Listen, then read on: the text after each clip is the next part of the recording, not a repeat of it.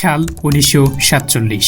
দেশভাগের সময় বৃহত্তর বাংলা প্রদেশ দ্বিখণ্ডিত হয় এবং শিলিগুড়ি করিডোরের সৃষ্টি হয়। 1975 সালে প্রকাশ্যে অনুষ্ঠিত গণভোটের মাধ্যমে ভারতের সাথে মিলিত হওয়া পর্যন্ত রাজতন্ত্রী সিকিম করিডোরের উত্তর দিকে ছিল।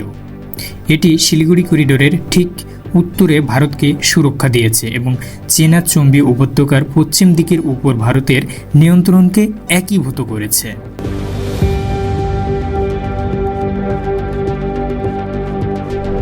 শিলিগুড়ি করিডোর ভারতের উত্তর পূর্বাঞ্চলীয় রাজ্যগুলির সঙ্গে দেশের অবশিষ্ট অংশের সংযোগকারী একটি সংকীর্ণ ভূখণ্ড। পশ্চিমবঙ্গের উত্তরাঞ্চলে অবস্থিত এই ভূখণ্ডের আকৃতি মুরগির ঘাড়ের মতো বলে একে চিকেন নেক নামেও অভিহিত করা হয়। এই ভূখণ্ডের প্রস্থ 20 থেকে 60 কিলোমিটার এবং দৈর্ঘ্য প্রায় 200 কিলোমিটার, আর তার দুপাশে নেপাল ও বাংলাদেশ রাষ্ট্র। এই শহরটি ভুটান, নেপাল, বাংলাদেশ ও উত্তর পূর্ব ভারত ও ভারতের মূল ভূখণ্ডের মধ্যে সংযোগকারী প্রধান কেন্দ্র।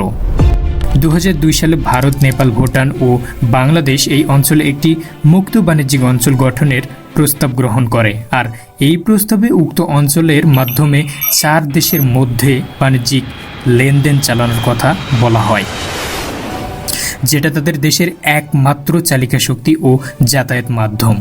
আর এই যাতায়াত মাধ্যমের ফলে ভারতের মূল ভূখণ্ড থেকে তাদের বাণিজ্যিক, অর্থনৈতিক, আসবাবপত্র এবং সরঞ্জাম সহ বিভিন্ন অস্ত্র, চোরাচালান, ড্রাগ এবং পাচার কার্যক্রম প্রতিনিয়ত চলতে থাকে, আর যা চীন সহ পাশের দেশগুলো খুব একটা স্থিতিশীল চোখে দেখে না।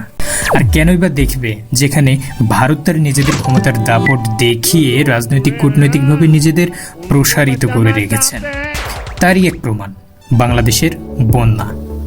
এই তো কিছুদিন আগে ভারতের ত্রিপুরা বাঁধ ডুম্বুর খুলে দেওয়ার ফলে বাংলাদেশের দক্ষিণ পশ্চিম অঞ্চলের জেলা ফেনী, নোয়াখালী, কুমিল্লা সহ তার 77টি উপজেলা আজ বন্যায় প্লাবিত।